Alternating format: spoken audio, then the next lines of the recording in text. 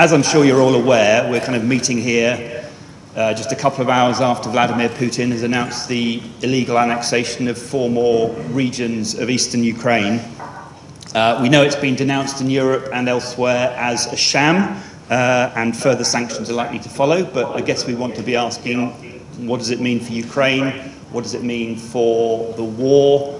And what does it mean for Europe's response to everything that's happened really since the Russian invasion, including, of course, what it calls Russia's energy war against Europe itself.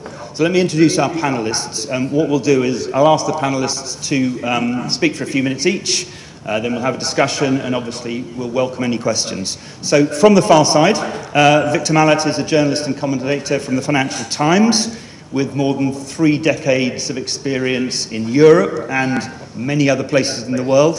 You notice I got 25 years, you've got more than 30, which makes you even more of a veteran than me, which is great for me anyway. For the last few years, until recently, Victor has been the FT's Paris bureau chief on a sort of sabbatical at the moment, but has spent the last few years covering France and various parts of Western Europe. Hannah Lucinda Smith lives in the marvellous city of Istanbul, one of my former stomping grounds. She writes for The Times, for Monocle, among others. She also wrote the book Erdogan Rising, a warning to Europe about President Tayyip Erdogan. I'm sure she'll have some words to say about him. And she has another book, Zarifa, which was published only yesterday. So congratulations for that. And Michael Bociurkiw is hot off a plane from Vancouver, so if he falls asleep, I'll sort of nudge him a bit. He is a global affairs analyst, normally based in Lviv, also a senior fellow at the Atlantic Council, and a former spokesperson in Ukraine for the OSCE, the Organization for Security and Cooperation in Europe. And I believe many happy returns are in order, so happy birthday, Michael.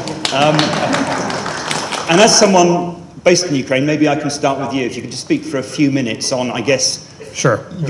We knew that the announcement of the illegal annexation was coming. In that sense, it's not a surprise. The setup of Putin making an angry speech is not a surprise. And yet it still feels like quite a big moment. Right. Thank you for having me. Great to be here. It's nice to be here in person because the previous times I've been a guest panelist at the Convo Club has been on the screen from Ukraine. I've actually now moved from Lviv to Odessa for a number of reasons, but one of them is I'm closer to the front line. Speaking of falling asleep, on this overnight flight that I took, I forgot to turn off the air raid siren alarm for Odessa, and in the middle of the night, it goes off and wakes up the entire cabin of the aircraft. I wasn't the most popular person on there, but the reason I say that is because it's a constant thing now. Even though cities like Odessa may not be struck, these air raid sirens do go off often, and you know, it's the women and children who are most impacted by that, the anxiety that is caused. And one more point before I get to Putin's speech is the new phenomenon now we're seeing in Odessa, which has remained relatively unscathed in this full-scale invasion, is the appearance of Iranian-built kamikaze drones. The other day, they paid a visit to Odessa port and destroyed the administration building. That is supposed to be sacred ground, according to this grain deal that was struck between Ukraine, Russia, Turkey, and the United Nations. So that's going to be, I think, going forward, a new technique of the Russians. They're doing terribly, as you know, on the battlefield. The men they send are basically cannon fodder. So I think we're going to see a bit of a switch on battlefield tactics to these kamikaze drones, but as well as a continuation of these horrible long-range missiles that have struck as far as Lviv, the Ukrainian-Polish border, Yavorov. And this is the Russian playbook. You know, if they can't achieve their goals on the battlefield, they'll pummel cities, towns, and villages. And indeed, I think it was just a few hours ago, a humanitarian convoy in occupied Zaporizhzhia that was traveling to go outside of the city was struck. The numbers keep on rising, but in terms of civilian deaths, I think we're at around 25 and about 25 to 30 injuries according to Ukrainian officials. So I frequently say that as soon as we thought we've seen the basement or the bottom floor of Russian inhumanity, they tend to surprise us, and we see even worse things happening. Putin's speech today was another rant, blaming the West for everything that's wrong in Russia, creating more resentment towards the West. There weren't many surprises, but what we did get confirmation of was the forced annexation of these 4 regions, Luhansk, Donetsk, Kherson, and Zaporizhzhia.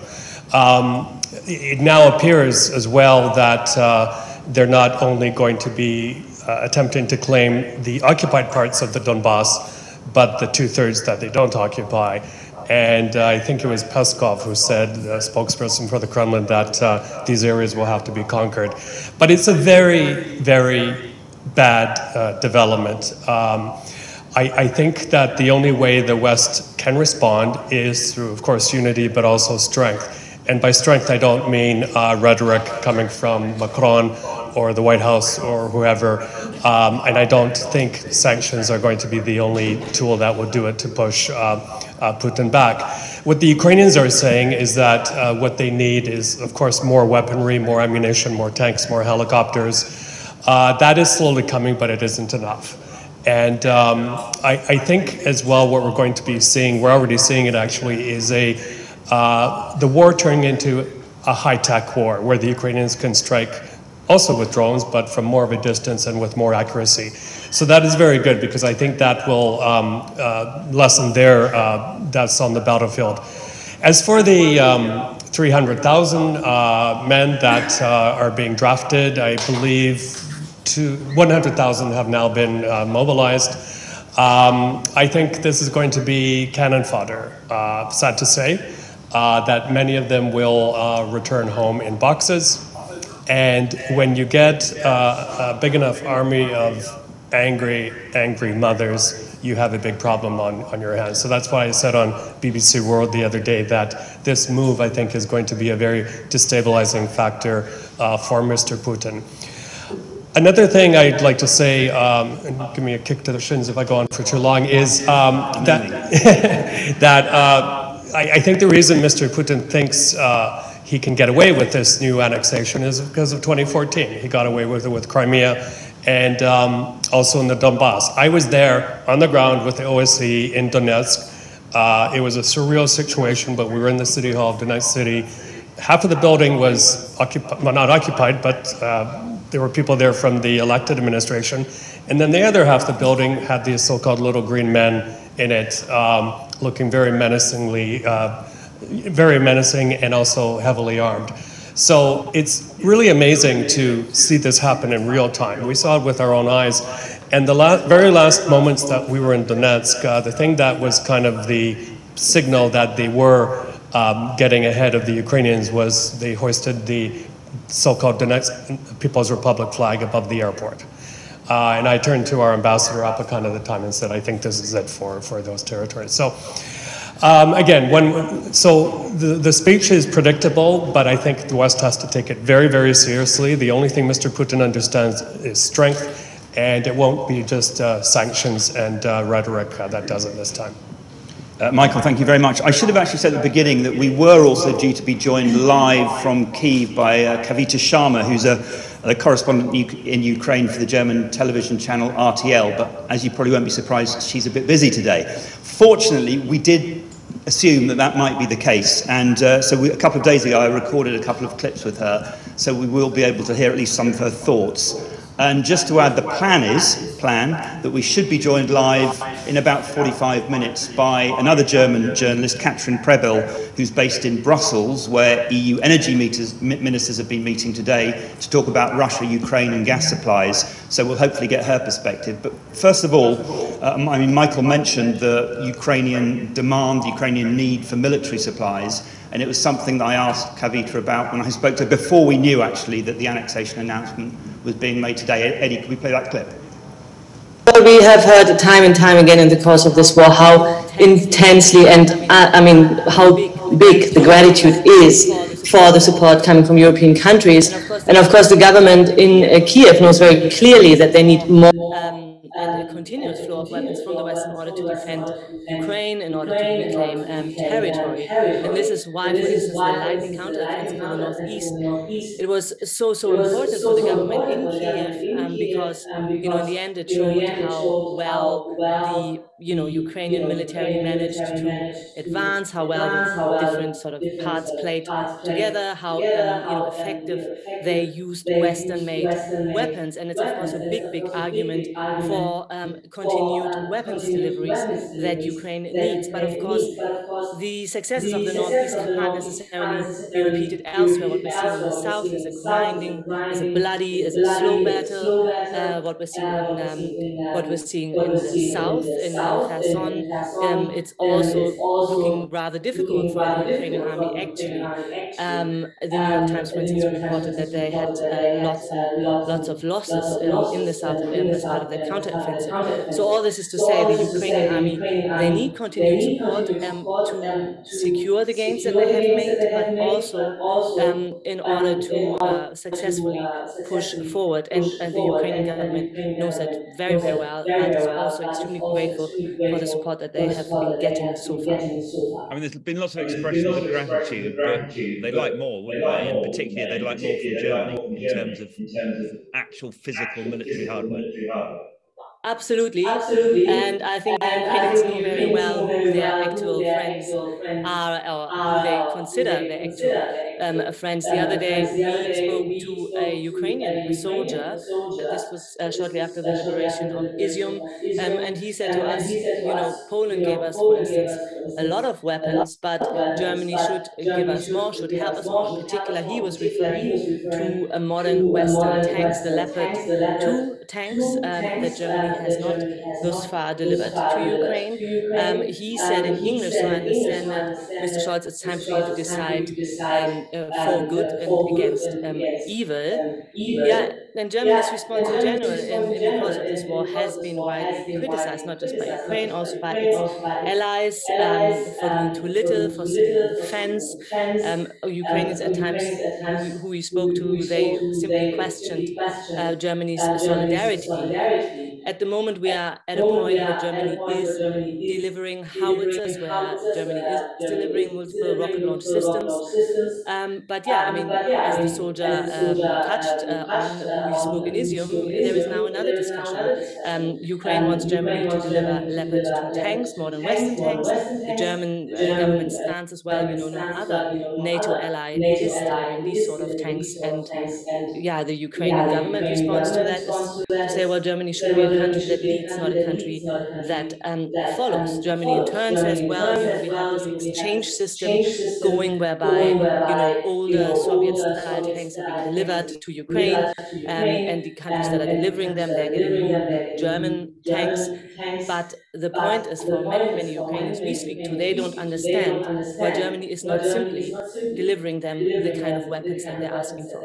And where do you think that German hesitancy springs from? And obviously, there's been very strong diplomatic, political support from Olaf Scholz and others. But what is it that Germany seems to fear about what a Ukrainian victory might entail? Well, I think first, and that's something that Scholz always says also, is there is a fear that at some point NATO and, of course, Germany could be seen as being a party in this conflict. There is a fear that, this could ignite a wider war. And when you speak to the German public, there is a fear of a nuclear escalation. And Putin, of course, knows of all those fears. He is stoking these fears. That's his aim, and he knows fine well that he's exerting pressure through, creating this threatening scenario. But and I would also say, historically, Germany has had a foreign policy that is more about wait and see. We don't want to get involved. We're acting in accordance with our allies. All this is, of course, going back to the Second World War. So I think now this war is forcing Germany really to reassess its role on the sort of international stage to decide what they want to do and where they want to go, what sort of role they want to take, and for the public, and also to communicate that to the public effectively, because I think what is happening in Germany right now, that at least some part of society is asking themselves, why should we basically, why should we support a war, or is there no other way to solve it? I sometimes get asked, for instance, could Ukraine not simply accept certain losses of territory, which is of course to Ukraine an offensive thing to say, something they would never accept.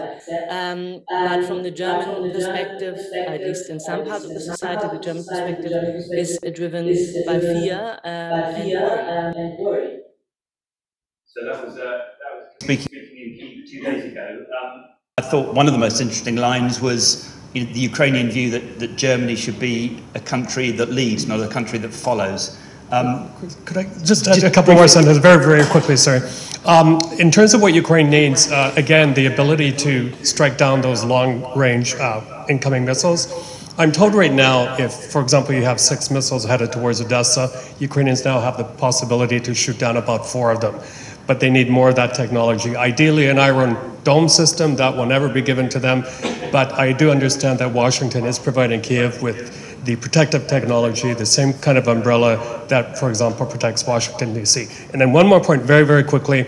The other thing about this forced annexation is a very absurd potential situation, is that the residents of these absorbed areas, even though they can be very pro-Ukrainian, there's a good chance that they're going to be conscripted, they're going to be forced to the fight line and put a position where they're going to be told to fire at their brethren on the Ukrainian side. It's that obscene of a situation that we could be headed into. Thank you. Yeah, no, that's a really important point, Michael. Thank you. We had a bit of the perspective of someone who reports for outlets in Germany. What's it look like from Paris and the rest of Western Europe? What are the thought processes at the moment about how to respond to the war? I don't think Western Europe as a whole has really absorbed how significant this is. I mean, French President Emmanuel Macron is constantly emphasizing, we have war at the gates of Europe, we really have to take this seriously. But I don't think people on the whole are quite aware of how serious it is. I mean, you have a permanent member of the UN Security Council invading a sovereign state, and obviously that means that the UN Security Council can't say much about it without a Russian veto. And then you have this massive Second World War style war, except with better weapons and newer weapons, on very much some of the same territory that the Nazis fought the Soviets over in Ukraine and Western Russia. And I don't know if any of you have read Vasily Grossman's book on, well, there were 2. There was the Stalingrad one, and then there was the Life and Fate, which was the kind of the sequel. And I only read that after the beginning of the conflict, because one of my colleagues, John Thornhill, who was a former Moscow bureau chief, said, you have to read this to understand what's going on. And the extraordinary thing is that Putin seems to be making some of the same mistakes that Hitler made, second-guessing his generals and telling them not to retreat when they really want to retreat to save their troops, and so on. But when you look at Western Europe, and I think this applies to the UK as well as the EU, I don't think people have quite understood the gravity of the situation. I mean, it was obvious, we then get on to the whole question of energy. I mean, it was pretty obvious, I thought, from day one, that Germany in particular, but the rest of Europe, would have to wean itself off Russian gas and oil. And we know, obviously, it's very hard to do immediately, but I think most of the EU members were quite slow to sort of anticipate how quickly they would have to do that. And they have now taken action, but of course there are problems with countries like Hungary under Viktor Orban, which is reluctant both to impose sanctions and to deprive themselves of Russian energy supplies. We're in a situation now where it's not clear how ready people are to make the kind of sacrifices that they're going to need to make. And I think there's a big question as to how serious those sacrifices really are. We had an article in the FT the other day that was pointing out that the gap that hasn't already been filled in gas supplies could simply be met by lowering our indoor heating temperatures by 3 degrees centigrade. to 18, no, I think to 19 degrees centigrade. Well, I just left my mum's house in Kent, and she's 92, and her temperature is at 18 degrees centigrade. So, you know, this is not actually a huge sacrifice that people have to make. But I don't think anyone has quite sort of absorbed this. And in a way, what we see is a whole bunch of chickens coming home to roost. You know, Germany very dependent on Russia for its energy supplies. Germany very dependent also on China for its exports of industrial products. And the whole of Europe sort of having been, well, especially France, because it has nuclear power, been quite slow to invest in renewable energy, which they are now trying to accelerate rather belatedly, but of course that won't come on stream for at least a couple of years. So you have and then there's the economy situation, which we're seeing particularly here in the UK. Of course, in order to make these investments in new energy, renewable energy, you need money. In order to buy the gas from the rest of the world, where the price has gone up, you also need money.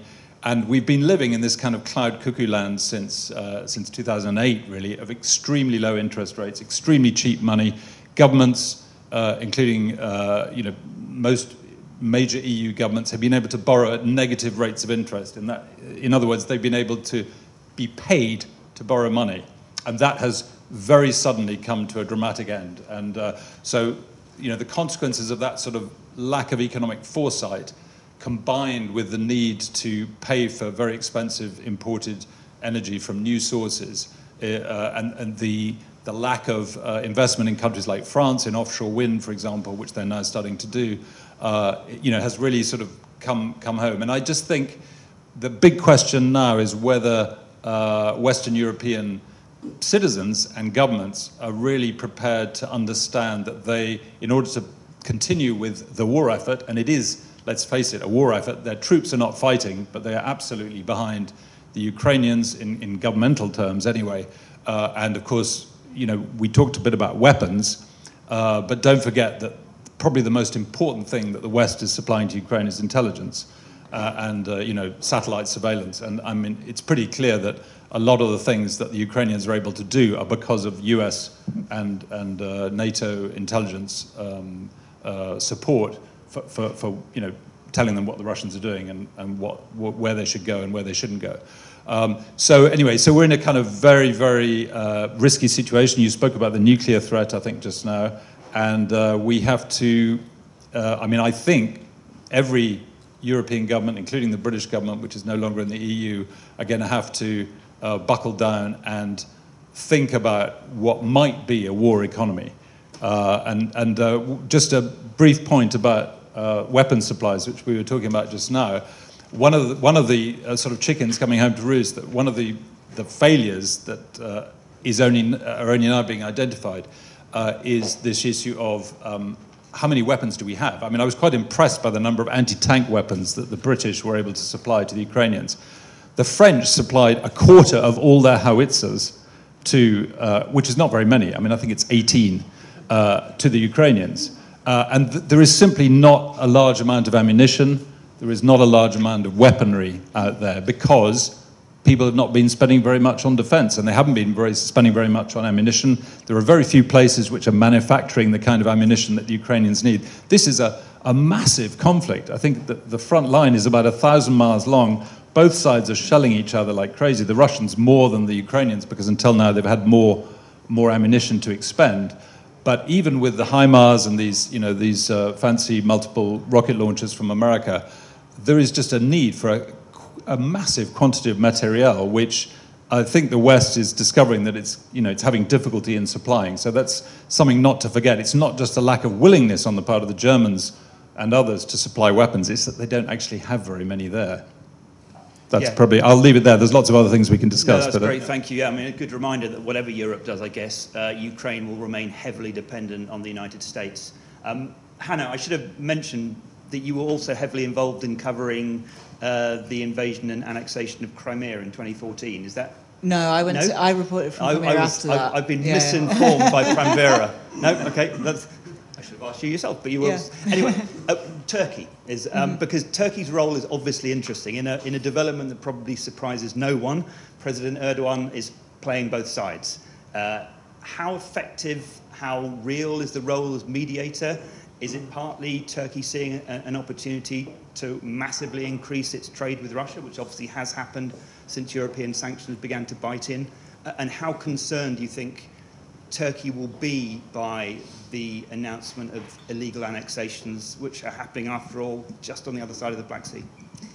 Yeah, well, the war in Ukraine's presented a really huge opportunity for Turkey, or actually more specifically for Erdogan. Yeah. If you look back to the start of the year, I mean, he almost couldn't get a handshake at international conferences. He was, almost openly being kind of blanked by particularly President Biden. And with the start of the war in Ukraine, all of a sudden he's one of the most important leaders in the world for the West. But he's not been playing both sides. He's been playing three sides in this. So I'll outline the three positions and then I'll explain why this annexation is a really big problem for him at this point. So first of all, there's the pro-Ukrainian side. So on paper, Turkey is an ally of Ukraine. It absolutely opposed the annexation of Crimea in 2014. That's partly because Crimea has a population of Tatars who are Muslim. They also speak a Turkic language. Turkey is very, very connected to the kind of Turkic communities abroad, has very, very strong links with the Crimean Tatar. Also, Turkish drones have been used to quite great effect by the Ukrainian army. Some people say it's overstated, but certainly if you look on social media, you'll find all kinds of Ukrainian songs praising the Bayraktar drone. So Bayraktar is a company that's owned by one of Erdogan's son-in-laws. So it's a very politically connected company. And this is forming the core of Turkey's kind of support to Ukraine. So as far as we know, Bayraktar himself is very personally, feels very strongly personally about the Ukraine war, is very much on the side of the Ukrainians. And this is what's kind of propping up, let's say, the pro-Ukrainian leg of Turkish policy in Ukraine. Then on the other side, you've obviously got Turkey's relations with Russia. Now, this is really based around Erdogan's personal relationship with Putin, which obviously he's been nurturing for a number of years. Putin, on the other hand, has been nurturing his relationship with Erdogan as a way to kind of get at the West, to cause these constant sort of debates within NATO. Is Turkey a reliable NATO partner? Is Turkey about to leave NATO? But for Erdogan at this point, what's really, really useful in this relationship is Russian money. So Erdogan's met Putin 3 times since the start of the Ukrainian conflict. One of those was in Sochi last month. And in that meeting, he made it very, very clear Turkey is open for Russian business.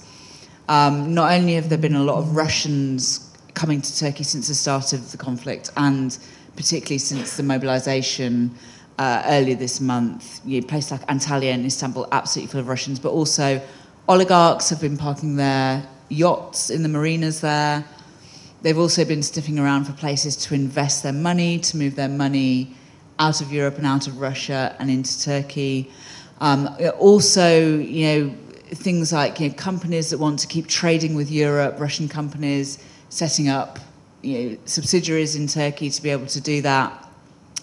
Clearly, there comes a point when the US is not too happy about this. I think for quite a while, the US was sort of willing to overlook this to a certain extent, but in recent weeks, it's been making clearer and clearer that there will come a point when Turkey might face secondary sanctions. And in fact, the US Treasury has already sent out warning letters to Turkish business associations saying, if you do business with sanctioned individuals or companies, you run the risk of secondary sanctions from the US.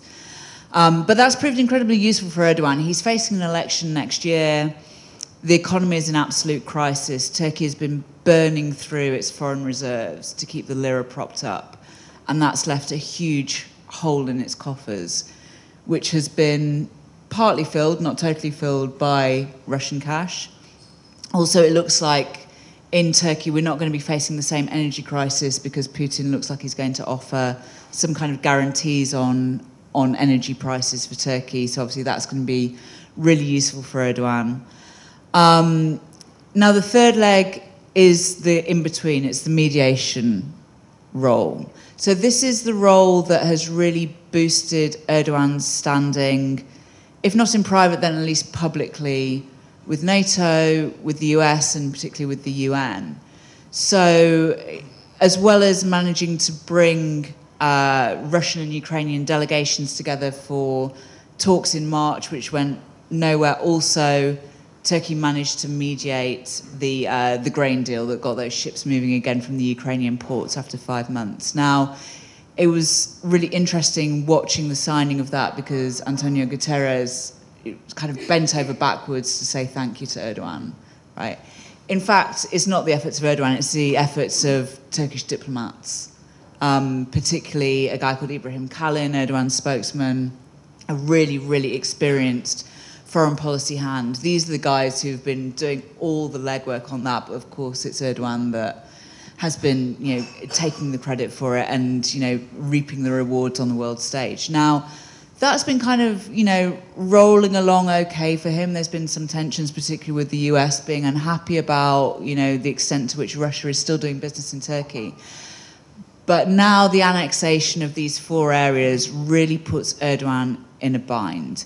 He's spoken to both Zelensky and to Putin this week. He spoke to Zelensky on Wednesday by phone. He spoke to Putin yesterday. Now, the statements that have come out from the Turkish presidency about this are couched in quite bland language. They talk, first of all, about how great it is that they've managed to oversee a prisoner swap recently, the grain deal carrying on going. And then basically Erdogan, the way he has put it, or the way that the presidency has put it, is that it's not helping the diplomatic efforts. Now, really, Erdogan cannot in any way be seen to support this annexation. It would go entirely against Turkish policy up to this point. But also, he still needs to keep Putin on side, because this money, this Russian money that's coming into the Turkish system is really important to him. So I think what's happened today could actually prove to be the breaking point for this, 3-legged policy in the Ukrainian conflict that Erdogan's managed to keep rolling on so far. Great, thanks very much. I'll take questions from the floor in a minute, but I just have to say, please do store them up. I just want to ask a couple myself because I'm greedy. Michael, I wanted to ask you about one thing in particular in terms of European policy, and that is the idea of visa restrictions. Because until a few weeks ago, it was seen as something as a way to punish Russia, to not allow rich Russians to reap the benefits of coming on holiday on the Mediterranean and so forth. Now it could be about preventing people who are fleeing from the prospect of being called up and mobilised. What do you think is the best policy, or what do you think Europe should do in terms of the debate about visa restrictions? Yeah, it's a great question. I was asked about this on air the other day. Look, I've never been an advocate of imposing sanctions that kind of hurt the common man or the average family, but I think in this case it has to be done. The other aspect of this, of course, is with, I think the number fleeing is approaching 300,000 right now. A lot, by the way, people from the high-tech sector, Russia's best and brightest, if you will. But the other thing European countries have to be cognizant of is actually who is coming into these countries. People who instigate some of Putin's orders or infiltrators, things like that. I would not put it beyond the Russians that they deliberately send people out and they pose as refugees or whatever, asylum seekers, and then they cause a lot of trouble for Europe on behalf of Russia. On the topic of, and I think that this needs to be done because I don't think sanctions have had the desired effect. And by the way, to give you an idea of how quickly this story is moving, just as you guys were talking, 2 headlines came over, U.S. administration announcing more swift and severe sanctions for Russia, including the Putin inner circle. Well, I'm sorry, but I thought they did that quite a few months ago. The other headline, just quickly, is that Zelensky is now going to ask, surprised me a bit, for NATO membership on an expedited basis, fast-track basis. But I think if these restrictions do hit a lot of Russians, we will have a lot of anger, disenchantment. They love going to Turkey, as you know, to other places, Dubai. But I think in order to tighten this noose, and I've said this many times as well, is you have to get some of the Gulf countries involved as well, the Qatars of the world, UAE, the Maldives, places the Russians like to go. One last point on movement of people. I've spent a little bit of time before this panel in various countries where Ukrainians have fled. And what is happening there with this war going into month 7 or 8, a lot of the privileges, a lot of the visa kind of points that they had are now expiring. So what's happening is a lot of Ukrainians are not voluntarily, but because of economic necessity, going back to Ukraine and often to dangerous areas. In Toronto and Vancouver, for example, we have some of the most highest rental rates in the world, believe it or not. Ukrainians just can't afford to live there anymore, so they're coming back. So it's a big problem, and I mention this because the West has to deal with this also in terms of policy. This war is not going away. In fact, I hate to say it, I think it'll get worse before it gets better. Yeah, I'm afraid that's probably right. Victor, we talked a bit about France and Germany. We haven't yet mentioned Italy, which, another import which is about to have its most right-wing government since the Second World War. Any thoughts on that? But also, we haven't mentioned Eastern Europe, and obviously the Baltic states, Poland, are taking a much more aggressive, I don't know if hardline is the right word, but a more aggressive approach, along with the UK, than perhaps France and Germany, who are more cautious. What can you tell us about I suppose, the tensions behind the diplomatic niceties within Europe between East and West on how to respond to Ukraine and to Russia? Yeah, I mean, I think briefly, the kind of, if you like, the more moderate or the sort of the big countries like France and Germany have kind of come round more to Poland and the Baltic states' point of view as the war has progressed, and all the atrocities have emerged and so on. The problem is actually probably not Poland at the moment. It's more Hungary, where you have Viktor Orban is I think today or yesterday, last night, he basically talked about. He suggested that he was not going to let the EU prolong sanctions beyond the current 6 months, which obviously is very serious, and there will be negotiations and so on. But I think, in a way, that's a bigger division now, is with the countries, well, mainly Hungary, that are dependent on Russian energy supplies and are less reluctant to confront Putin or to apply sanctions.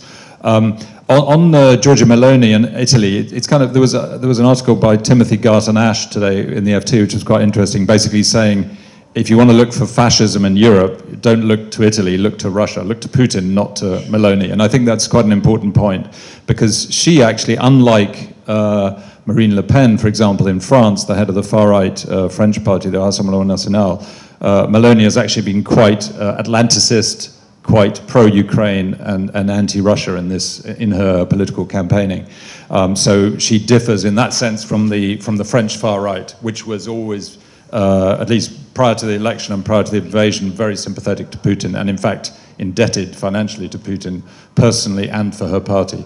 So there are kind of various tensions. I think so far the EU has actually held together pretty well, but I think just to come back on the issue of sanctions, the really important sanctions are the economic sanctions, the sanctions on energy.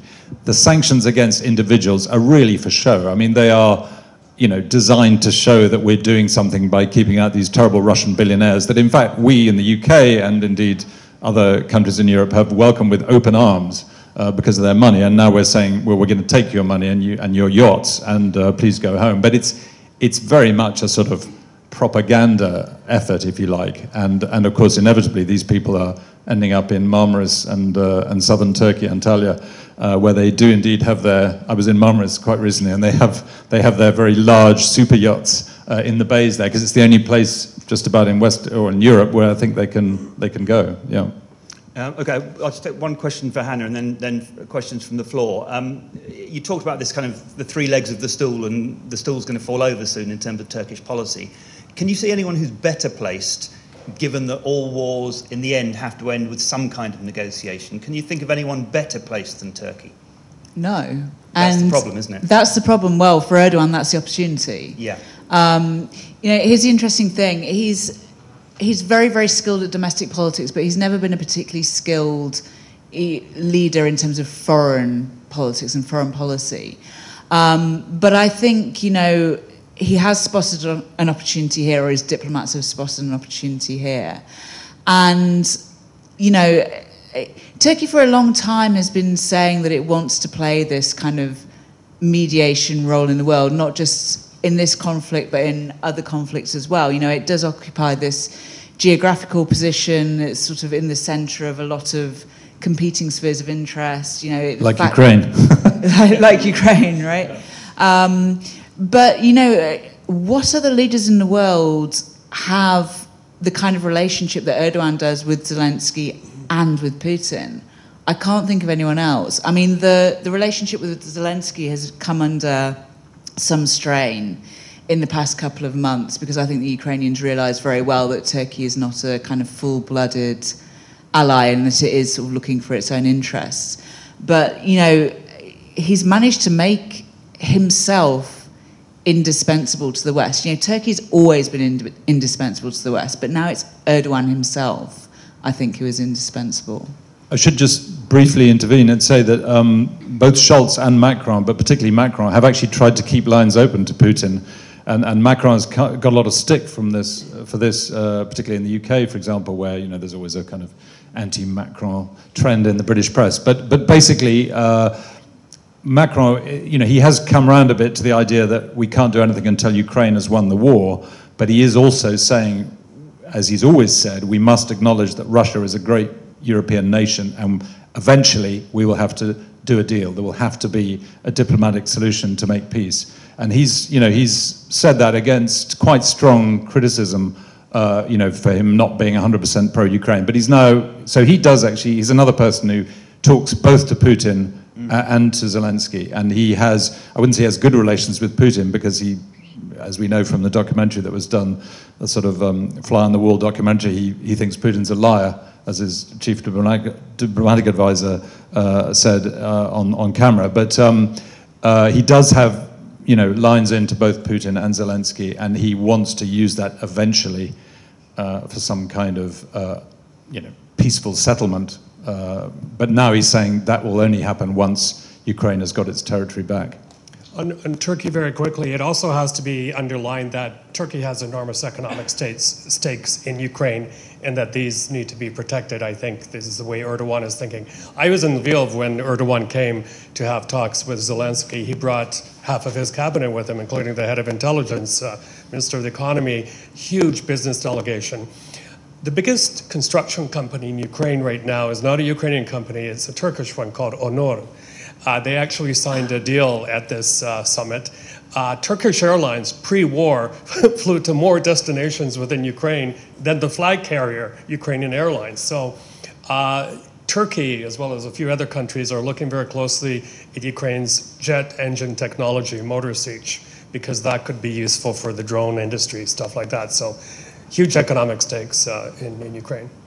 Okay, Questions from the floor. So, lady at the back here, gentleman here, and the guy who's got his hand up tallest there, and then we'll come to you. We will come to you at the front. Have we got microphones? Yeah. Hello.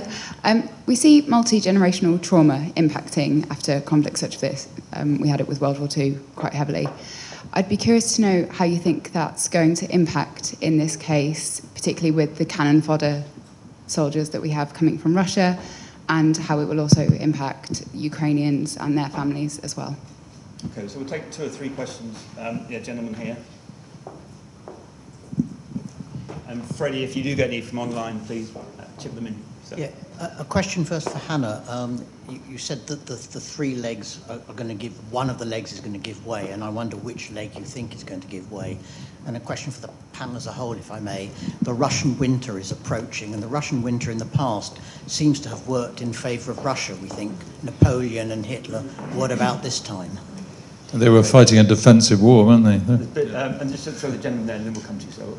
Yeah, thank you all very much. My name is Ewan Grant. I used to be the old Customs and Excises intelligence analyst for the ex-Soviet states. I'm now broadcasting on the war, and in January and early February, I told the audiences on radio and TV to read 2 Tom Clancy books, command authority and commander-in-chief, one of which I shoved in front of the EU delegation in Kiev just after the Maidan. If you want to read this other book, the audience, this will tell you about Germany being bought by Russia and when it was written. My question for you all is, why did Macron ignore Wagnerism in Africa for so many years as a symbol of ignoring all the warning signs? So it's a wider thing beyond the pure issue of Wagner. Simply why? Why? I first covered Wagnerism 24 years ago. Thank you. So yeah, so a question about Russian mercenaries. So multi-generational impact, the three legs of your stool, which you're, a metaphor you're going to stick with. Obviously now, the Russian winter, Wagner. Who wants to go first? I think Michael better answer the one about trauma, because he's the one based in Ukraine. So, yeah. Sorry, were you asking about the effect in Russia of all of these people coming back and then going home in boxes, so to speak? Look, I like to, as much as I feel as a human being, I never like to see loss of life. I used to work for UNICEF, an organization that saves lives. But I think that the consequences of this mobilization will be very bad. The numbers are very high, 300,000. And by the way, the folks being conscripted this time are not just coming from the remote areas of Russia. Basically, most of the area codes are going to be affected. Not as much, probably still St. Petersburg and Moscow. But the net is a lot bigger, so when they do start coming back, Russians are using social media, they communicate that way a lot. You could see the spark of some kind of movement, and as I mentioned earlier, of mothers. And I haven't met an authoritarian leader yet. Well, maybe there are some out there who can stand up to a force like that. The thing, I think, the technique that Putin will continue to use, however, in this new absorption of territory, I think, is the tool fear. And again, we just saw in the US response right now, I haven't read it in full, but it doesn't, I think you said it very good, is that this is a way for leaders to show that they've done something, they pat themselves on the back and said, we've done something. But I think if the mobilization doesn't produce the military, the battlefield benefit that Putin was hoping for, we're going to see two or three things. One is a continuation but acceleration of the striking of Ukrainian critical infrastructure. Someone was asking about the effect of winter. Well, the fact of the matter is that a lot of Ukraine's heating is actually above ground pipes that move steam and water. So I suspect that they're going to start bombing that and making the winter, an already difficult winter, very, very bad from a human point of view. The other thing is, and I hate to bring up the nuke word, but I wouldn't put it past Putin to perhaps experiment with that. If not, a tactical nuclear strike, and that would probably happen in an area where there's a congregation of Ukrainian soldiers, but they've gotten smart and they don't congregate many in one point, but a deliberate mistake. For example, a leak at the Zaporizhzhia plant that was produced by a strike, or even deliberately nuclear contamination that would allow Putin to say, okay, well, this area we can no longer control anymore, we're removing our troops because of humanitarian reasons. So there are a number of different scenarios here that could come into play. And I don't envy any head of state or military strategist who has to figure all of this out. But I think we have to prepare, hope for the best, but prepare for the worst. Hannah, which leg of the stool, and any other questions you want to address? I mean, I'll just say something about the kind of generational trauma. I mean, I can't talk from a viewpoint of, knowing about Ukraine because I haven't reported there. But, from reporting on, the long-running conflict in eastern Turkey, I think the most important thing is reconciliation, truth and reconciliation after the conflict. And unfortunately, that's something that just doesn't happen in Turkey. And so then you see this kind of recurring cycle of violence. You get these stories of trauma passed down from parents to children, so that children, even if they hadn't experienced it themselves, know about the trauma of their parents and then become very, very easy to radicalise once again. So that's a kind of cycle that's happened again and again in the war between the PKK and Turkish security forces. So, I remember even when the peace process was holding there before 2015, when I was going down to the east and going into people's houses to interview them, constantly on the television there would be these PKK channels where it's just constant footage of the guerrillas in the mountains in northern Iraq, and this is, I think, a result of no proper truth and reconciliation process after these conflicts. So I think that's going to be kind of key when it comes to the end stages of the conflict there. In terms of which leg's going to give way first, that's a really good question. I don't think I can give you a kind of definitive answer. I think the one that Erdogan probably cares about least at the moment is probably his standing, particularly in the US. I haven't seen any particular kind of reaction to these threats that are coming from the US about secondary sanctions. I think he knows how important he is at this point. And also, when you look at public opinion in Turkey, Turkish public don't really care about, being helpful to Russia. Overwhelmingly, Turks do support Ukraine, but when you look at foreign policy surveys, a huge number blame NATO for the war. There's this very kind of strong and long-running anti-American sentiment in Turkey that far precedes Erdogan, that then turns into an anti-NATO sentiment. So, I don't think particularly Erdogan cares about alienating the West anymore. But yeah, if it comes to, which side is he going to pick in this annexation route? Like I said, I don't think he can go back on this policy of opposing annexation. It would mean the whole unravelling of Turkey's policy when it comes to Ukraine, going back to 2014. And the fact that they do have this, connection with the Crimean Tatars means that they just won't do that. I don't think that would necessarily lead to a complete unravelling of his relationship with Putin, but I do think it would tip the power balance back in Putin's favour. What we've seen in that relationship since the start of the Ukraine war is, Erdogan's position in the relationship being elevated. Suddenly, Putin needs Erdogan a lot more than he did before. And I think that might shift back again slightly. It's very interesting. Just before, can I just say, I just want to welcome Catherine in Brussels. I know you can't see our audience here, Catherine, but they can see you on a very big screen behind us, so no rude gestures from your end. I'm just going to get Victor to answer a question which has been asked, and then we'll come back to you. Victor, sorry. Right, perfect. No, it's just interesting what you were saying about Turkish attitudes to NATO and so on. And it relates to the question about Wagner, which is the Russian mercenary group that's operating in places like Mali and the Central African Republic. I don't think we should underestimate the ability of Russia and indeed China to sort of get their narrative across and to convince people who are not in Western Europe and not in America, in the US. We tend to obviously we hear a lot of really good Ukrainian social media, which makes us happy that the Ukrainians seem to be winning the war. But we shouldn't forget that out there in the wider world, a lot of people are not necessarily thinking how great NATO is and how wonderful America is and how great Ukraine is. A lot of them are actually listening to the Russian version of events, through a lot of fake news, of course, but it's out there in the same way that they listen to the Chinese version of world events, about whether it's about the Uyghurs or anything else.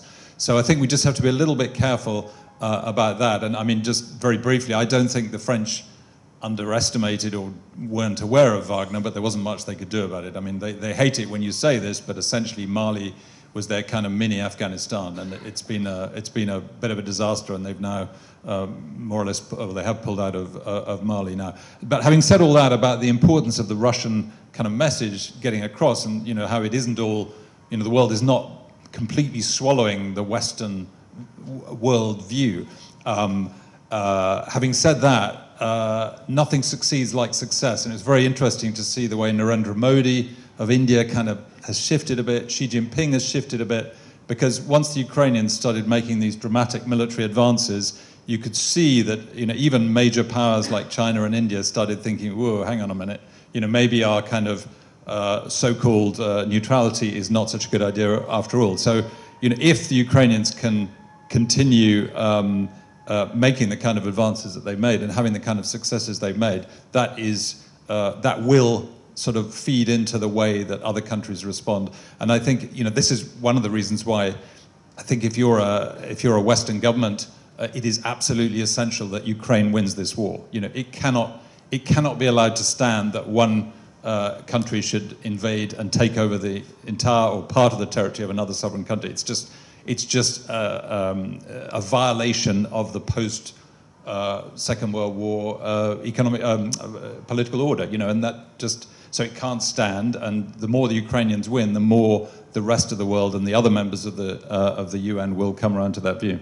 Okay, we'll take some more questions in a moment, but I just want to go to Brussels. Katrin Prebel, who's a German journalist based covering the EU and NATO, working for various German newspapers. And I guess one of the challenges in terms of how Europe contributes to Ukraine winning the war is how can it win the battle for energy supplies coming back into Europe.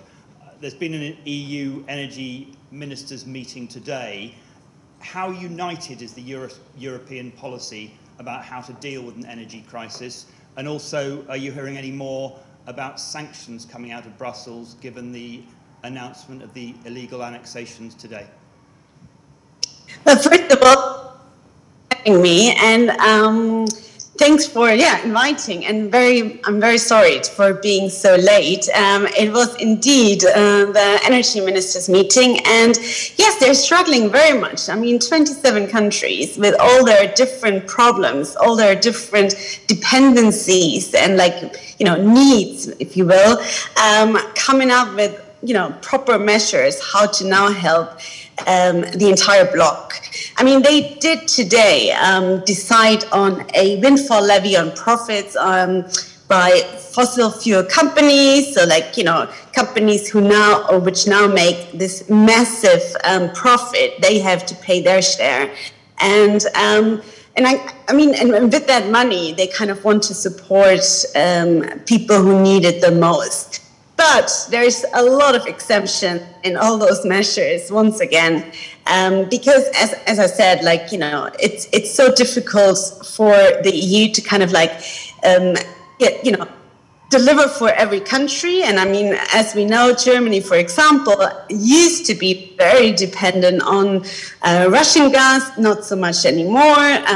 And at the moment, of course, there is some sort of optimism because the storages are full, but no one knows how long for. And basically, all you hear all the time is savings to get through this winter. And then on the sanctions, yes, the Commission proposed this week an so-called eighth sanctions package. It's more about tying the screws a bit more on the Russian industries and economy. It's more names are on a list which get sanctions of oligarchs, but also they kind of put more sanctions on some sort of products I don't know. It's literally going from steel and iron and cosmetics and semiconductors to toilet paper, basically. Will that make the huge difference in the next weeks and coming weeks? Of course not. And the EU knows that. But it's in the long term, I guess, being seen, and just to come up, to keep the momentum in a way as well, because the big sanctions obviously were decided and proposed and in the beginning of the invasion. And one other question, Katrin. We've had another speech from Vladimir Putin today, full of angry rhetoric, full of threats. How much impact does that have on policy making in Brussels and other European capitals? I know they say it doesn't have any, but how much does it have?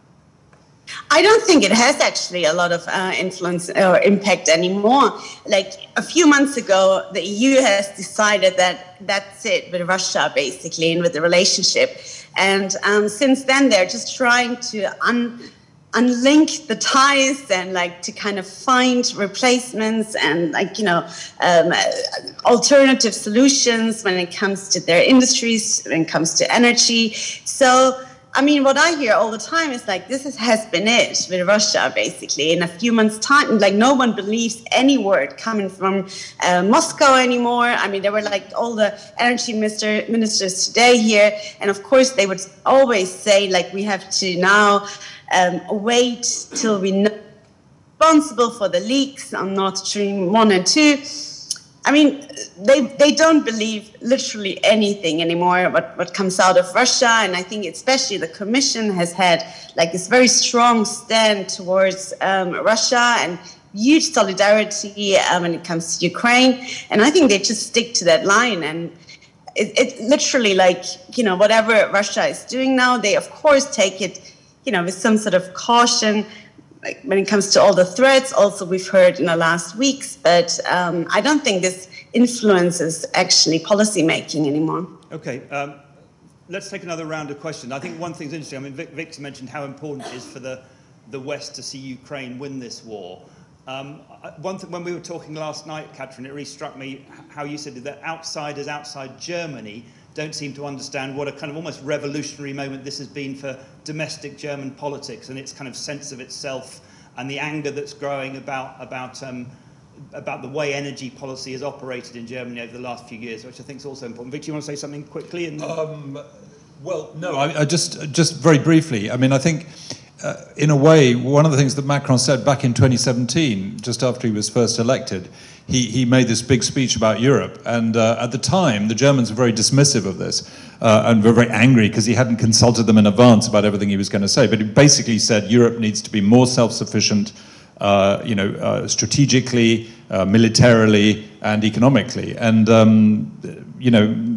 Olaf Scholz and others, and there's another package now, have basically come around to that point of view, and they've put the money there to do exactly that. You know, we first of all had the 100 billion for rebooting, German defense, and now we have 200 billion for energy rescue policies and so on. But I mean, basically, the assertion that Germany was and other countries were too complacent about what Europe needed to do to spend and invest to reduce its dependency on the other superpowers has turned out to be true, and as and the Germans have accepted that now. Okay, so let's take more questions. May I add one thing? Yeah. I think it's quite interesting that you just said, winning the war, Ukraine winning the war. I mean, only that question, what that actually means, has been huge in Germany. We are talking on a very different, it's sometimes difficult to explain that to, especially people in Britain, where there's overall consensus to, what kind of support you're giving to Ukraine, and there's not even a question on, winning means that we're going back to before 2014. In Germany, the whole discussion is a completely different one, and politicians who sort of now say we want to give more military aid, we do want more, whatever, they have to explain this up and down the country to literally everyone, because people are still really trying to adjust to new realities. And 100 billion for military, this is, a year, only beginning of February, we were talking about 4,000 helmets being sent to Ukraine, and that caused a huge discussion. Where are we now? This is crazy. It has moved very quickly. Let's take some more questions. Christina, the gentleman here has already got a microphone, so you go first. Christina, and then the gentleman in the blue shirt. So we've talked a little bit about conventional warfare, but in many, many ways, this is the first real cyber war that we've seen, and there's a whole element that we're not seeing or hearing about, be it on the defense of the Ukraine or offensive weapons being used against the Russians, etc. And it's really the first war where we are blind, in a sense, to some of what's going on. I'm wondering if you have any sense of the impact that's starting to have, beyond just the intelligence, but actually, being able to shut down certain things or defend against certain things not getting shut down. Any thoughts or comments on this non-conventional side of the war? Okay, thank you. Over here. Yeah, this was a session to respond to breaking news. I'm not sure that you meant to respond to news that broke during the session, but as Michael said, while you've been speaking, President Zelensky has made a speech asking for fast-track membership of NATO, and I wondered what you thought the effect of that would be on this. So. Victor, I think you nailed it by saying we can't afford to lose this war. I know Ukraine quite well. I lived as a British diplomat as well, so I won't go into that. But if that is the case, why is this subject treated as some sort of intellectual academic exercise, and we're led by a bunch of diplomats that are being bought out by Russian money, and they treat the world as a game of chess? I mean, this isn't a game of chess. We need to have something decisive. So if we're going to go with what you say, if we're going to win this war, then let's stop mucking around. So what do we need to do to get that result? And my answer is, like, we need to stop these politicians who are bought out playing games and offsetting one thing against another. There's too much diplomacy going on and not enough action is my kind of point. So with that, I'm not some sort of warmonger, but I'm just thinking, what can we do to, like, get this sorted out? Okay, who wants to go first? Michael, I mean, you've heard the questions. Sure. And Catherine will come to you with some thoughts if you want, but let's go to the panel here first of all. Okay, on the NATO question, it's actually in the Ukrainian constitution that Ukraine has to aim for NATO membership, but I think a few weeks ago, starting with the Ukraine's ambassador here in London, they started kind of putting out a trial balloon saying, you know, maybe that's not that important or that urgent anymore, so we're going to cool our jets a bit on that aim. So again, that was a bit surprising that that came up today. I know Zelensky had a meeting of his National Security Council. I would hope that they have a much wider policy of how to respond than just that particular one. On the other aspects of the war, I think you will see in the next weeks very, very intensive ramping up of Russian disinformation, fake news, cyber attacks as well. I mean, the cyber attacks happen all the time. They've been happening for a long time. Ukrainian ministries are not that well defended in terms of these attacks, but I think they have new Western technology to help protect them. But a couple of things there on the kind of softer aspect of the war is, number one, I think the EU and NATO have to really increase their spending when it comes to combating fake news, misinformation, disinformation. It's really amazing to see how many people are impacted by this. In Ukraine, there's been talk started also of reconstruction rehabilitation. One of the things no one seems to be talking about these days is a topic that's I'm very passionate about, is the media sector. For Ukraine to return to where it was as a thriving democracy where, you know, a lot of business people, a lot of companies were starting to look at Ukraine as a very, very attractive investment destination. Well, if you don't have a thriving media sector to put out that information, to tell people what's going on, you're going to have big problems. Just quickly, what happened before the war is the media sector in Ukraine was not in very good shape. It was basically owned and controlled by these oligarchs. At the start of the war, the Zelensky administration insisted that all TV channels take part in what's called a 24/7 telemarathon. It's, I think, served its purpose. They should probably disband it. And the big problem with it is nobody's making any money. None of the TV channels are making any money from advertising because it's advertising free. The Ukrainian media sector right now is on life support. It's on its knees. A lot of journalists also have been displaced to European countries. So we really have to start getting that conversation going because that also is a kind of front line as well, the information front line. It needs to be very strong. And I know that's an issue close to your heart as well. Hannah.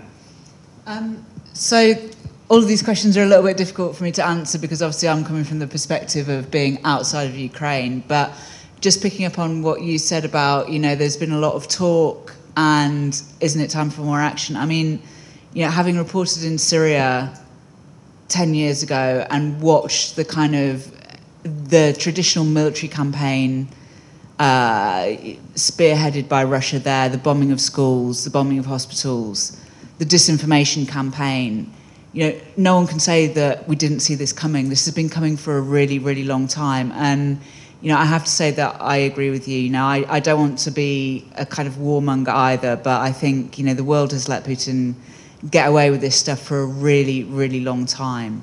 And this is the result. You know, he's clearly felt emboldened and empowered to do what he's done in Ukraine over the past 6 months. Yeah, I mean, a couple of points. You know, most wars are not total, even though people say they are. We have this sort of slightly peculiar situation where, yes, the Russians are threatening to use nuclear weapons, but obviously no one facing that can give in to the threat, because otherwise you would simply not fight at all. So that's a kind of, in a way, it's an empty threat. Not that it's not going to be carried out, but it can't possibly have any impact on the behavior of either Ukraine or the West, because, you know, otherwise we would just give up today. So that's, and yet it does have impact, doesn't it? If in Germany, for example, people fear nuclear, it may have an yeah, absolutely. It may have an impact on public opinion, which then has an impact on policy. But I think in terms of sort of immediate impact on military policy or government policy, it can't have an immediate impact. The other thing about not having total war is, I mean, we're in a very peculiar situation where Russia is attacking Kiev and Odessa and everywhere else in Ukraine. And the Ukrainians are not openly able to attack Moscow or anywhere else, which in a total war they would completely do. And obviously it's complicated because, you know, they're not allowed to use US weapons to attack Russian soil. We think they have attacked Russian soil just over the border at some, you know, fuel depots and arms depots. But I mean, again, it's not impossible to imagine a situation where the Ukrainian leadership would say, actually, now is the time for a dramatic strike inside Russia, because why not? You know, they're attacking us, and we should attack them. So I think, you know, it's another.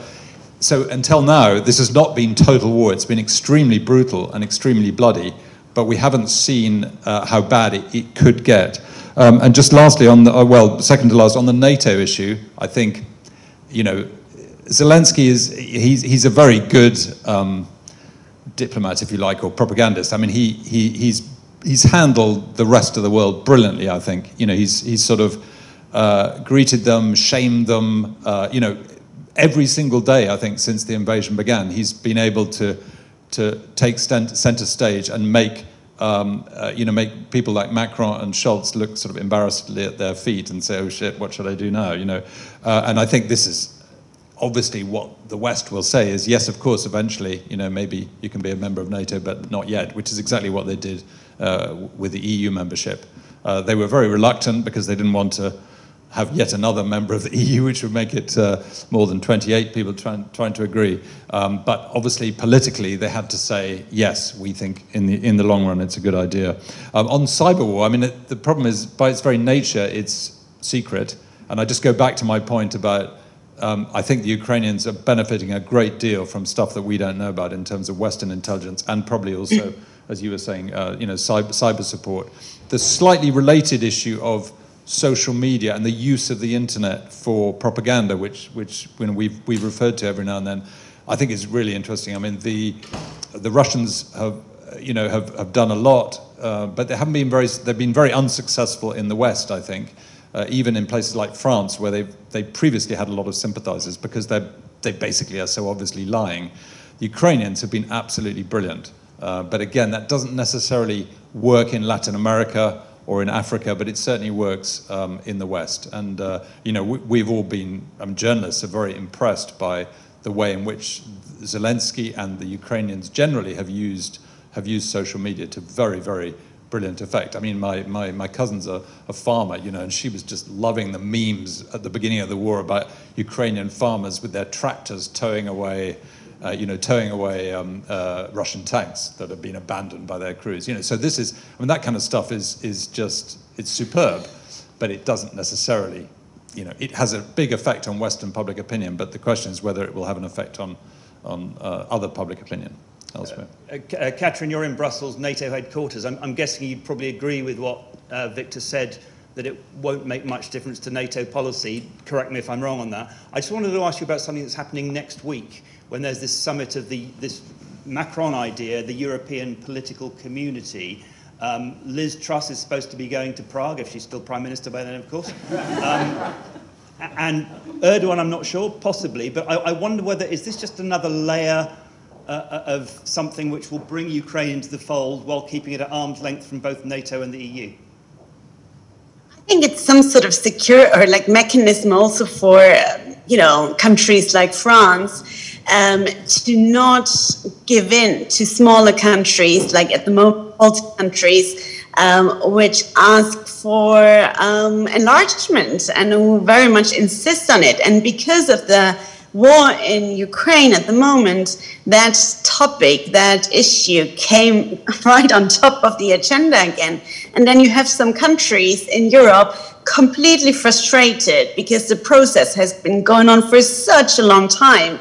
But at the moment, there's no chance that Ukraine, I mean, it's quite similar now to the NATO thing. Politically, yes, and the European Union has to draw them closer to them and to the Union to not lose them to Russia or the influence of Russia. But at the same time, they're not ready to join the EU. So what do you do? And I think it's a quite smart move to now, sort of come up and establish a community where not only, I don't know, Serbia or Ukraine or Montenegro would be inside, but also countries like Britain, frankly, or Switzerland. So I think, there's a lot of reluctance from especially the Eastern European member states. And of course, when you speak to Ukrainian politicians, they call it almost like a ghetto of the EU. So they're not very happy, I guess. But I think it's a more realistic way. And that has also to do with how the EU works. I mean, there's so many decisions which have to be made unanimously. How does that going to work with 35 member states, for example? So either you talk about enlargement, but then you have to talk about reforming the entire European Union, and I cannot see that coming anytime soon, I must say. Yeah. Okay, thank you. More questions. Two here, and then the lady over there. Mike? The two, right? Oh, you've got one here. Yeah. One country that's been absent from this discussion has been China. And China, from time to time, has come up as being very important in the fact that I'm sure, I don't know, that they have warned Russia that should nuclear arms be used, there would be very serious consequences to any trade that they might have. And world stability is extremely important to China. And they've let that be known as well. So I was wondering, have any of you had any reflections about this, or the influence, or the role that China might play, actually, in this whole matter? Thank you. I'm still very unclear as to what are the minimum conditions we would accept for victory, and what victory is going to look like. If it's going to include the return of Crimea to the Ukraine, I think even those Russians who are rather ambivalent about the war are going to say no way. So, at what point are we willing to declare victory, and at what point will we lift sanctions? Because if these sanctions go on for 12 months, 24 months, 36 months, Europe is not going to look anything like it is today. Microphone coming. What we don't hear very much about is the people in Ukraine themselves, the people who haven't left. You've mentioned water and gas infrastructure being exposed because it's above the soil. You've mentioned having an air raid alarm on your phone, Michael. But are schools open? Are kids going to school? Is there bread in the shops? Are the courts functioning? What is life like? Who wants to go first? Sure. Michael, the microphone is raised. Start with the last one. It's a very, very good question. Yeah. Actually, I've been in Ukraine since before the war started, and what has really amazed me and other observers is how the Ukrainian infrastructure has kept on going. For example, social payments, the banking system. In terms of schools, they were distance learning. It was actually almost an extension of the pandemic practice. But now in September, there was a back-to-school campaign. However, it depends who you talk to, but I think a fairly reliable figure is about 30 to 40% of Ukrainian schools only have bomb shelters. And I got to tell you, those missiles travel pretty fast. I've seen them with my own eyes, and sometimes they don't even trigger the air raid siren alarm. So having an on-site bomb shelter is really, really important in terms of continuation of schooling. There are other sectors which have really struggled, and I'm sorry, I forgot to mention the other reason the back to school campaign suffered a bit is a lot of teachers have fled, to other areas. A big need right now, if any of you are wondering where to perhaps direct your support or your donations, is to the hundreds of thousands of internally displaced Ukrainians who have remained in Ukraine.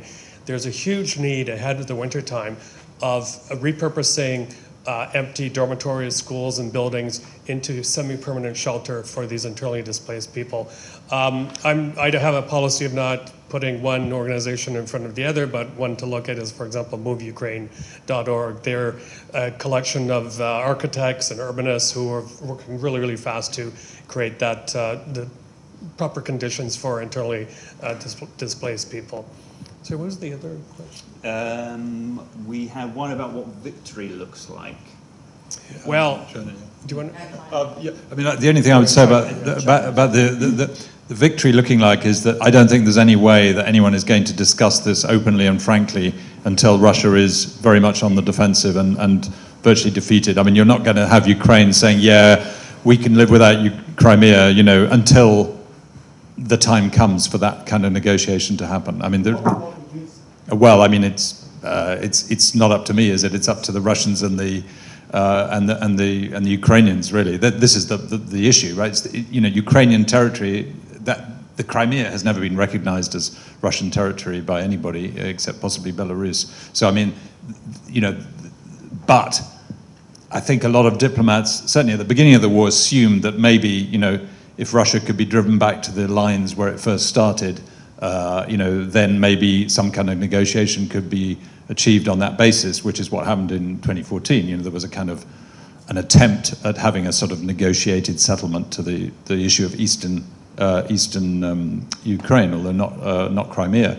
But I think things have moved so much beyond that now that, I mean, you're in Ukraine, right? The Ukrainians are not going to accept anything like that now. Correct, and I think what has been very interesting is these explosions and attacks within Crimea. It does now appear that Ukrainians had special forces there on the ground from the beginning of the war to be able to make these attacks happen. I mean, it was stunning to see. It was humiliating. I have to be careful what I say because I am going back to Ukraine, but I do hear from ordinary Ukrainians is, when are we going to take a strike at that Kerch Bridge, which links Crimea with the Russian mainland? That is a very tantalizing... That's the one on the other side. Yeah, on the other side. It's a very tantalizing target in the view of a lot of Ukrainians. It was a very expensive piece of infrastructure. So we may see that happen. On China, I think we saw, for example, as far back as the pandemic, that one trend about dictators is they tend to watch each other. They tend to learn from each other. And I think Xi Jinping has been watching Putin closely and vice versa. Of course, I've got to be careful what I say because Victor's an old Asian hand here, right? I think the Chinese dragon stomach is grumbling really loudly, and that they're very keen to reunify Taiwan. Probably sooner than they think. I think part of the Chinese calculation of the supreme leader is that maybe this Russia-Ukraine war will ratchet up, the West will be distracted. That is the time to move in. And I think, if I'm Xi Jinping and I'm looking at the West's response, especially the United States, so what? Sanctions here and there, it's not going to hurt us. I know for a fact that China and Russia have been working very hard during the pandemic when everyone else was distracted to start inoculating themselves against things like sanctions, connecting their economies even closer, including talk about a currency. It was very interesting when the so-called coup happened in Kazakhstan. Russia was allowed to huff and puff for a few days, and I think a signal was sent from Beijing to Putin, okay, that's enough, take your guys out. Because China is a very, very pragmatic country. Energy security, energy independence, food security is very important. And by the way, they had very deep economic ties in Ukraine pre-war. In fact, Zelensky held a call with Xi Jinping and he hung up the phone and said, China is our greatest economic partner anywhere. I One second, we'll come back to you, Katrin, in a second. I was just going to say, I mean, the idea that Russia can sort of say, we don't need Europe anymore because we can just send our gas east to China. The pipeline infrastructure simply doesn't exist on the level they need. It doesn't exist yet, but the oil, which is actually most of the income, is actually obviously very fungible and can be shipped and is being shipped, albeit at lower prices. But just very briefly, the point about China and Taiwan is exactly why, another reason why the West is absolutely determined to win this war convincingly, or to have Ukraine win the war convincingly, because for exactly that reason. I mean, the other day, as I mentioned, I did mention China actually a bit earlier, but both Modi of India and Xi Jinping of China obviously told Putin after he'd suffered those reverses in northeastern Ukraine that, what was he, they asked him what the hell he was doing, because once you're on the run, your fellow dictators get nervous about their own positions. And I mean, Putin himself was the one who actually spoke. I think this was at a Shanghai cooperation meeting. He said, I have explained to Mr. Xi Jinping that, we will try to end the war as soon as possible. I mean, he was obviously very much on the defensive, and Modi said, this is not a time for war. Well, I mean, that was a very, very clear rebuke to Putin. But it only came after the Russians had been very heavily defeated in that advance by the Ukrainians. Yeah, Katrin, we're starting to run out of time, so just briefly. Just add, because I was actually in Taiwan only a few weeks ago, and it's quite striking how closely they are watching what's going on in Europe, of course, with sanctions. And yet they also know that we're all in trouble if something's happening, because when we now say or talk about dependencies on Russia, I mean, that is nothing compared to how dependent we are on China. So they're not very optimistic that Europe would go as far when it comes to sanctions. But I do find it very interesting how the narrative has changed completely on China over the last years. A few years ago, it was still like a partner. It was sort of like, we make business with China, whatever. And now, not only NATO, but also the EU sees it as a very, almost a threat and a big challenge. And they're very much aware of what they're doing now regarding Russia and Ukraine is sort of keeping them away maybe, or at least showing them, if you attack Taiwan, this is, there will be huge consequences. It's for Europe very much if we let Russia sort of win any sort of millimeter, this will have a huge effect on China as well, of course. So the sanctions are not only towards Russia, but very much towards China too. Absolutely. Okay, we only have a couple of minutes left, so let's take the three questions at the back, and then this will be the last round. So yes, as President Zelensky say, Budapest memorandum not work now. So, as some Western European leaders prepare to react in real, it's time to action, because now we're waiting for a nuclear attack. Okay, there's a comment. Do you have Western European politicals ready for this? Are they prepared? What are they doing? Okay. And there are two questions over here. I was just wondering if you could talk about the incident with the Nord Stream pipeline and whether you think that sort of subterfuge attack on energy infrastructure is going to become more common as we move forward, and how should NATO and Europe respond to that? The question about it's Iran, and the role is they're supporting the wars in Syria and obviously against Ukraine as well. Why aren't the Western leaders supporting the biggest uprising in Iran after the revolution? Okay, actually, as there's only one other hand up, we'll take 4 questions and then we'll try and wrap it all into one. Thank you. So the question will be following. If Putin will feel that he's cornered, previously he was thrown back from the Kharkiv. Then he was thrown back more previously from Kiev. So if he will feel that he's cornered, how high the possibility is that he will use the nuclear weapon, because he already told that in case he might, because that will open obviously Pandora's box, and the other countries might see as well that if Putin is allowed to do it, then why not we cannot do it. So what are the possible answer of Europe might be for this, and what scenario we might face in the nearest future? Thank you. Okay, I mean, who would have thought even a couple of years ago that we'd be in an era where we're having a serious discussion about nuclear war in Europe, but we are. So, I mean, a variety of questions there. With respect, I'm not quite sure we were here to talk about Iran, but if anyone wants to answer the question, of course, I'm only happy for them to do so. But who wants to go first? Iran, I'll just say this, and the Atlantic Council recently, about a week ago, had a panel on PS 752. A lot of people have forgotten about that, but that was the Ukrainian Airlines Boeing 737 that was shot down by Iran over Tehran. It's still an open case. The Iranians are not cooperating whatsoever, so this is still a very sensitive issue with the Ukrainians. Then I think on the pipeline, my theory is that was probably a deliberate strike by the Russians.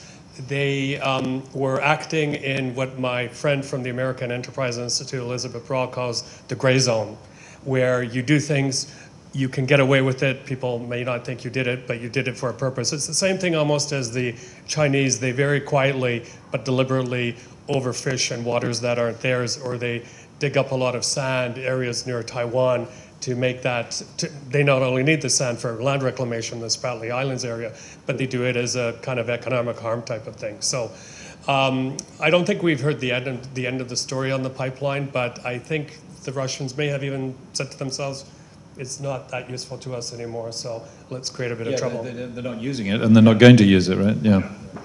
Hannah? I'm going to defer to Victor on this, because Okay. again, it's not exactly my area of specialty. Which one?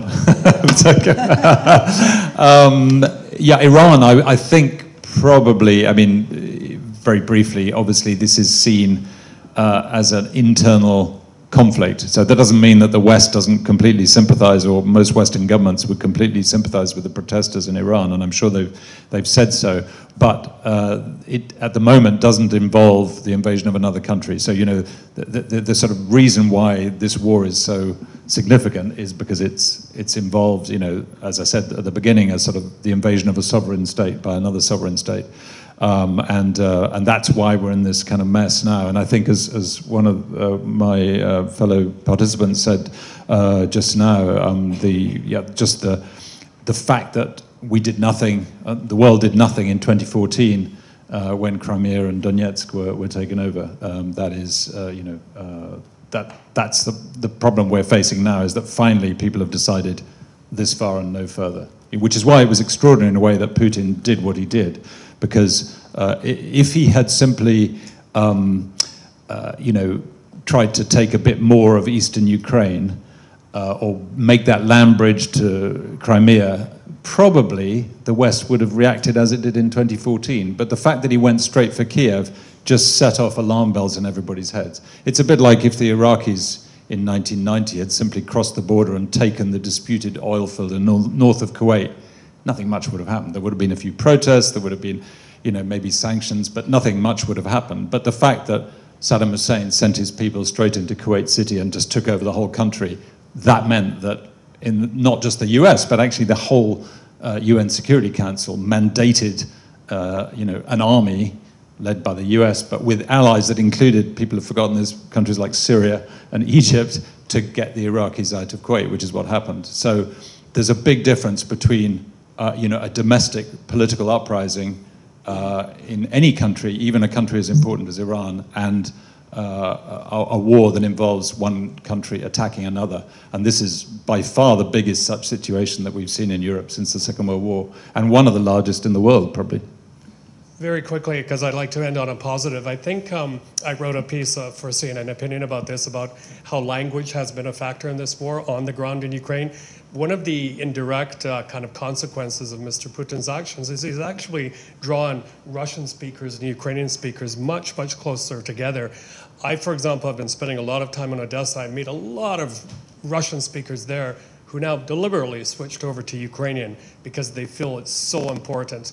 You see on almost every building now in Odessa, Ukrainian flags on them. We never saw that before. So, Ukrainians tell me we're now getting to know each other in a way we never have before, because you had this divide between East and West.